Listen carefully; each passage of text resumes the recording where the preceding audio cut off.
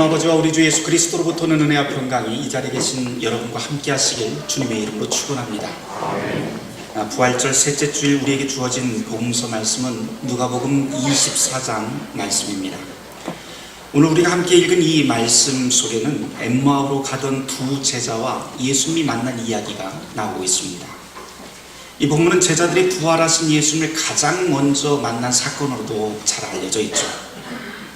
오늘 전체 내용은 이렇습니다. 그토록 믿었던 선생님이 예루살렘의 골고다 언덕에서 그리도 무력하게 죽는 모습을 제자들이 보게 됩니다. 그러자 제자들은 절망하면서 모두 제 갈 길로 뿔뿔이 흩어지게 되죠. 여기 나오는 두 제자 역시 희망이 꺾인 채 고향 엠마오로 향하던 길이었습니다. 그때 그 길 위에서 부활하신 예수님이 등장했고 이들을 만난 예수님께서는 성경을 풀어 가르치시고 떡을 떼어주며 식사를 나누십니다. 말씀을 풀어 가르쳐 주실 적에 제자들의 가슴은 뜨거워졌고 식사를 함께 나눌 땐 비로소 눈이 밝아져서 그 스승을 알아보게 되었다. 그리고 그 다음에 이 제자들은 엠마오로 가던 길을 되돌려서 다시 예루살렘으로 갔다라고 하는 것이 오늘 전체 내용입니다. 근데 오늘 함께 읽은 이 본문, 우리가 잘 알고 있는 본문입니다.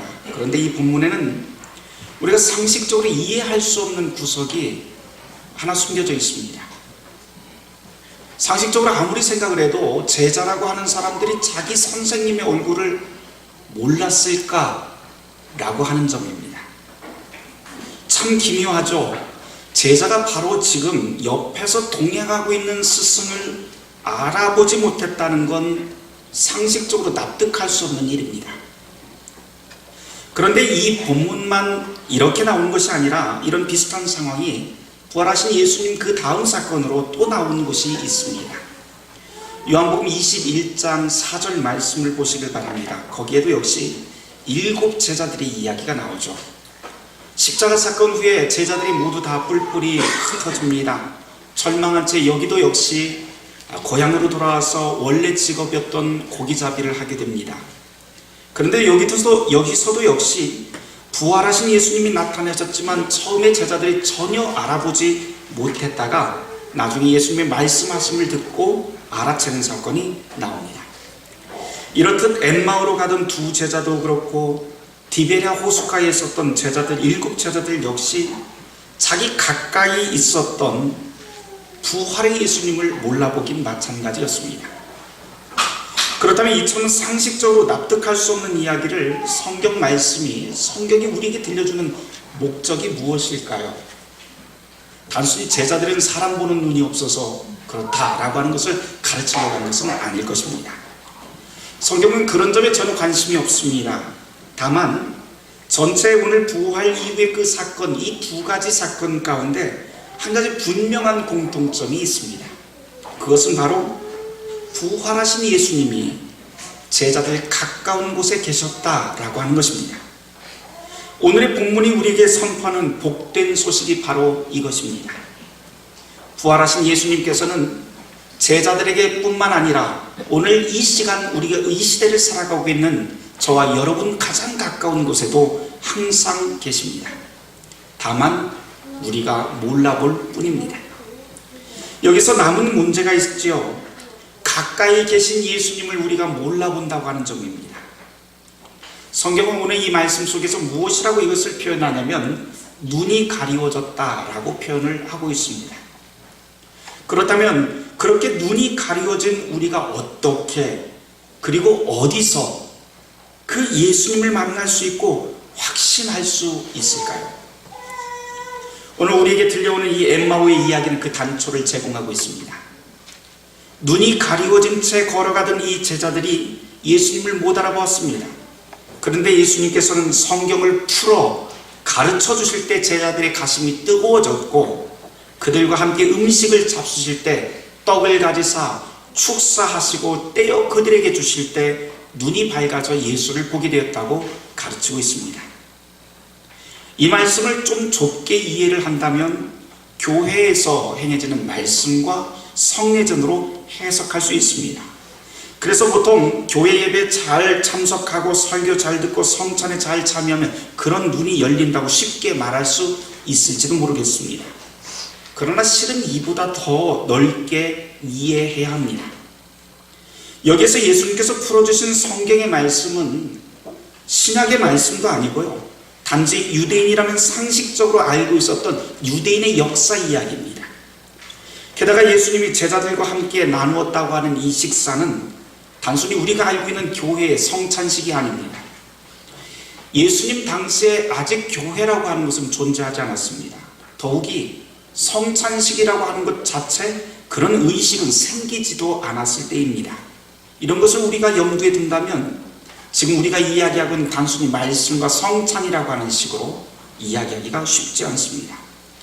게다가 예수님께서 베푸신 이 식사는 유대인들의 관습뿐만 아니라 어느 시대 어느 민족을 막론하고 있었던 모든 식탁 교제를 뜻합니다.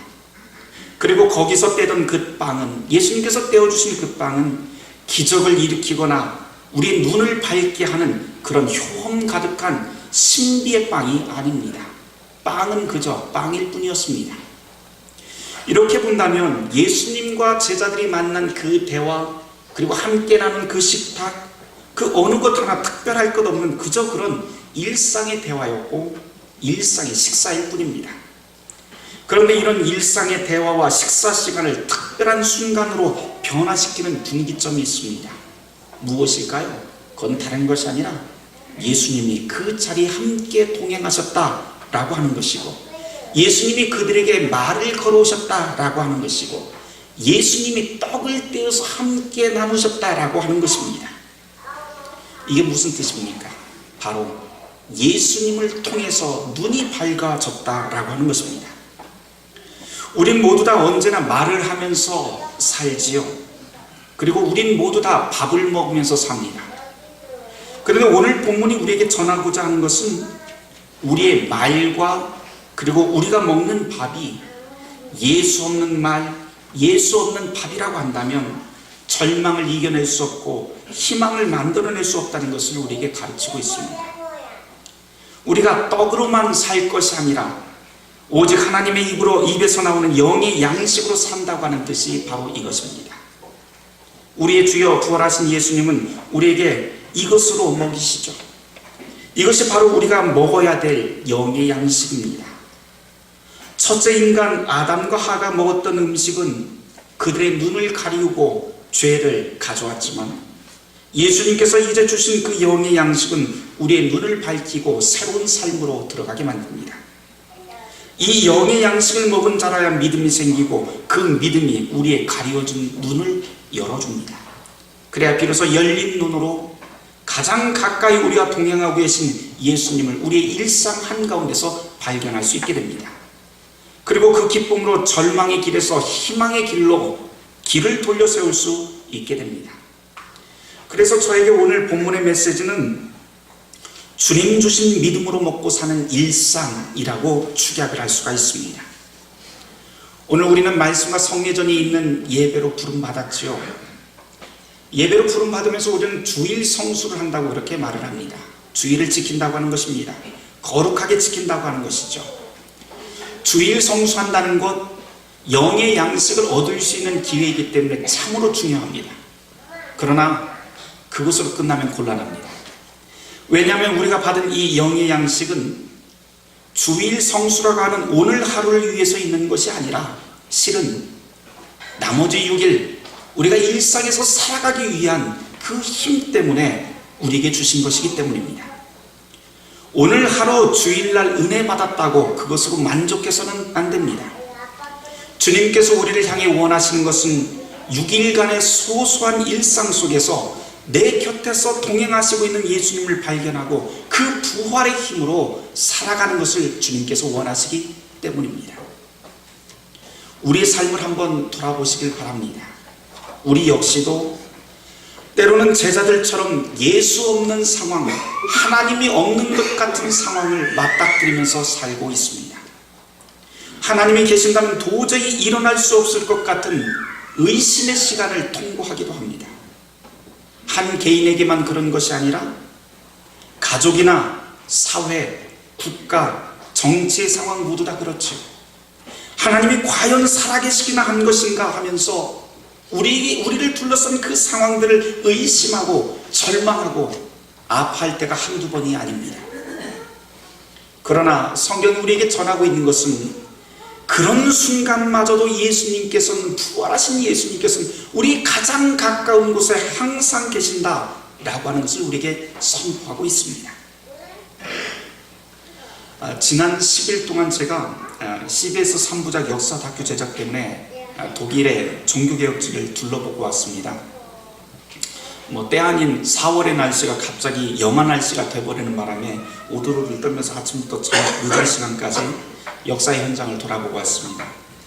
거기서 현지 전문가들을 인터뷰하고 또 봉사의 현장인 디아코니아 현장에 가서 장애인들과 함께 식사 준비하고 같이 대화를 나누면서 식탁 교제도 나누었고요. 그동안 한국에 잘 소개되지 않았던 종교개혁과 루터의 이야기를 정말 마음껏 풀어내고 왔습니다. 역사를 풀어서 설명하고 인솔하는 역할을 제가 맡았기 때문에 매번 가는 곳마다 무슨 구술시험 보는 것 같은 그런 기분으로 제가 긴장 속에서 쉴 새 없이 그렇게 지내왔습니다. 그래도 이제껏 제가 책으로만 알고 머릿속으로만 상상하던 그 장소에 가서 직접 눈으로 확인하고 정말 귀한 자료들을 다 모아서 가지고 왔는데, 루터교회 목사로서 정말 평생 동안 지지고 볶을 그 먹거리를 제가 한 보따리 지고 온 것 같아서 참 가치 있는 시간이었습니다. 여러 곳을 탐방을 했었는데요, 그 중에 토르가우라고 하는 곳을 제가 가게 됐습니다. 이곳은 종교개혁자 마틴 루터가 머릿속으로 상상하면서 설계해서 세워진 최초의 개신교회라고, 그렇게 개신교회가 있는 곳입니다. 거기서 전문가 인터뷰도 하고 그 교회 내부에 대한 그 구조와 설계, 이런 것에 대한 신앙 이야기를 제가 알고 있었던 것을 확인하고 또한 풀어내기 위해서 그곳에 갔습니다. 근데 이곳에 도착하자마자 버스에 딱 내렸는데요, 내린 곳이 다른 교회가 있더라고요. 이 토르가우 시립교회가 그곳에 있는데, 그 아래에서 딱 내리자마자 무엇을 봤냐면 표지판 하나를 봤습니다. 길거리 표지판인데 그 길거리 표지판에 우연히 이런 글이 쓰여져 있습니다. 1544년 5월 3일 이 시립교회에서 종교개혁자 마틴 루터가 설교한 설교문 가운데 짧은 구절을 딱 떼어내서 거기다가 써 놓았더라고요. 제가 한번 읽어드릴게요. 하나님은 기적을 통해서만 설교하지 않으신다. 그분은 우리의 눈을 두드리시고 우리의 감정을 조심스레 어루만지시고 우리의 심장에 작은 빛을 비추면서 말을 건네신다. 하나님은 기적을 통해서만 설교하지 않으신다. 그분은 우리의 눈을 살짝 두드리시고 녹화하시고, 그리고 우리의 감정을 조심스레 어루만지시고 우리의 심장에 아주 작은 빛을 비추면서 그렇게 말을 건네신다. 이게 하나님이 설교하는 방식이라고 루터는 그렇게 설교를 했더라고요. 무슨 말일까요? 우리의 생각엔 하나님이 우리를 만나시는 방법이 정말 어마어마한 일들, 기적을 통해서, 갑자기 큰 병이나 아니면 갑자기 행운을 통해서 하나님께서 우리를 만나주실 것 같지만, 하나님은 실은 우리 일상을 통해서 만나주고 계신다라고 하는 것이 루터의 설교의 요지입니다. 제가 그 표지판에서 만났던 그 글귀가 사실은 오늘 복음서 본문과 아주 밀접하게 연결이 되어 있습니다. 매일 만나는 사람들과의 관계 속에서, 그리고 우리가 매일 먹는 그 밥상 위의 밥 한 공기 속에서, 쌀 한 톨의 신비 속에서, 그리고 우리가 만나고 있는 그 이웃들의 웃음소리, 이웃의 그 울음소리 속에서 사실 우리는 부활하신 예수님을 만날 수 있습니다. 이것이 바로 오늘 우리에게 주는 성경의 메시지입니다. 다만 우리에게 필요한 것은 예수님께서 우리에게 주신 그 영의 양식을 먹고 그리고 믿음을 갖고 세상을 바라보는 것이죠. 말씀과 성찬은 이런 믿음의 양식입니다. 그리고 일상 속에 숨어 계신 예수님을 발견할 수 있는 영의 양식이 됩니다. 이런 믿음의 눈으로 세상을 조심스레 한번 둘러보시기를 권합니다. 단지 방언과 예언, 불치병을 치유하는 기적을 통해서만 하나님을 만날 수 있는 게 아닙니다. 오히려 저는 더 더 감동적인 하나님과의 만남이 우리 일상 속에 숨어 있다고 믿어 의심치 않습니다. 매일 여러분들 밥 먹지요? 식탁 위에 올라온 밥 한 공기를 잘 한번 떠올려 보시길 바랍니다. 작은 쌀 한 톨들이 거기에 모여 있지만 사실은 거기에는 하나님께서 창조하신 햇빛, 바람, 비가 그 쌀 한 톨에 담겨 있고요, 생명을 자라나게 하신 하나님의 은총이 담겨 있고요, 그리고 그것을 경작한 농부의 땀도 있고, 그것을 가슴 아프게 마음 졸이면서 하나님께 기도하던 농부의 기도도 담겨 있고, 그리고 상인과 운전기사의 숨소리도 담겨 있고, 밥을 지은 엄마의 사랑도 거기에 담뿍 담겨 있는 것이 바로 쌀 한 톨의 신비입니다. 그러니 우리가 매일 먹는 밥 한 공기 아무렇게나 먹고 있지만 실은 기적 중의 기적이 바로 우리가 먹는 밥 한 공기 안에 들어있습니다. 다만 이 쌀 한 톨, 밥 한 공기의 기적이 위대하다고 하는 것은 다른 곳에서 찾을 수 있는 것이 아니라 주님께서 우리에게 주신 그 믿음이 없다면 볼 수 없는 것들이죠. 엠마오로 가던 예수님을 알아보지 못하다가 말씀을 들은 후에, 그리고 식탁을 나눈 후에 눈이 밝아졌다고 하는 것이 바로 이 뜻입니다. 그런 후에야 바로 일상 속에서 부활하신 주님을 만나게 되는 것입니다. 오늘 말씀의 메시지는 분명합니다. 우리의 일상이라고 하는 것은 의미 없는 것이 아니라 부활하신 예수님을 만날 수 있는 장소다라고 하는 것입니다. 그렇게 우리 일상은 사실 기적보다 더 중요한 자리가 됩니다.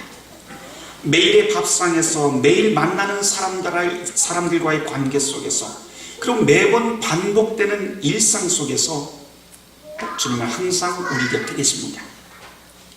그러나 믿음이 아니라면 예수님의 제자라 할지라도, 신앙의 연륜이 아무리 오래되었다 하더라도 부활의 주님을 알아볼 수 없게 됩니다. 바라기는 주님께서 주신 그 믿음으로 소소한 일상 가운데 여러분과 동행하시는 예수님을 만나시길 주님의 이름으로 축원합니다. 한 가지만 더 말씀드리고 마치도록 하겠습니다. 오늘 이 본문 속에서는 장소가 두 가지가 나옵니다. 예루살렘과 어디에요? 엠마오라고 하는 곳이 나옵니다.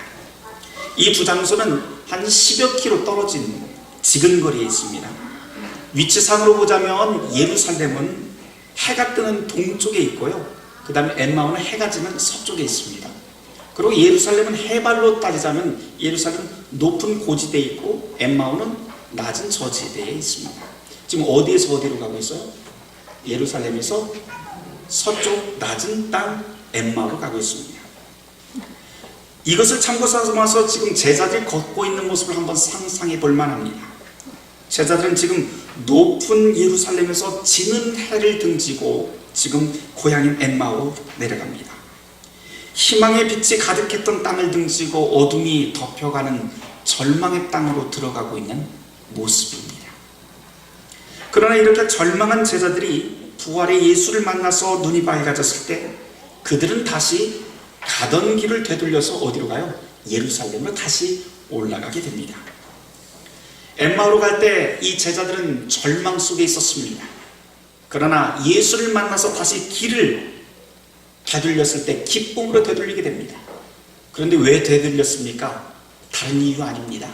자기가 받은 그 기쁨, 그 빛을 예루살렘에 있는 자기의 동료들에게 전하고자 하기 위해서 그 길을 돌려 세웁니다. 예수쟁이가 된다고 하는 것 바로 이런 것 아닐까요? 절망의 길을 돌려 세워서 희망의 빛을 향해 걸어가는 것이지요. 게다가 혼자 예수 만났다고 나는 은혜 받았다고 혼자 기뻐하고 그 자리에 눌러 앉는 것이 아니라 내 이웃을 찾아서 내가 받은 그 기쁨을 함께 나누는 것이 바로 예수 만난 사람들의 모습이라고 할 수 있습니다. 사랑하는 성도 여러분, 예수를 믿는다고 하는 것은 머릿속에 성경 지식 많이 알고 있다고 하는 것 아닙니다. 기적을 체험하고 그 자리에서 기뻐하는 것으로 끝나는 것도 예수쟁이 아닙니다. 예수를 믿는다고 하는 것은 그 모든 것을 뛰어넘는 것이죠. 우리의 위대한 일상을 살아가는 것이고 매일매일 반복되는 남들이 보지 못하는 일상 속에 숨어 계신 예수 그리스도의 신비를 발견하면서 사는 것이 바로 그리스도인의 삶입니다. 주님께서 우리에게 주시는 이 말씀과 성찬이라고 하는 영의 양식, 그 영의 양식은 교회 안에 눌러 앉게 하지 않습니다. 왜냐하면 이 영의 양식 때문에 생겨난 그 신앙이라고 하는 것은 일상 속에서 감사의 기적을 발견한 것이고, 그 기쁨을 이웃과 함께 나누기 위해서 뛰어가는 삶이 되기 때문입니다. 이 신앙의 삶이 바로 세상을 바꾸고 하나님 나라로 이 땅을 만들어 갑니다. 바라기는 일상 속에서 예수를 만나 그 기쁨으로 이웃과 더불어 사는 믿음의 사람들이 되시길 주님의 이름으로 축원합니다. 모든 지각에 뛰어난 하나님의 평강이 그리스도 예수 안에서 너의 마음과 생각을 지키시리라. 아멘.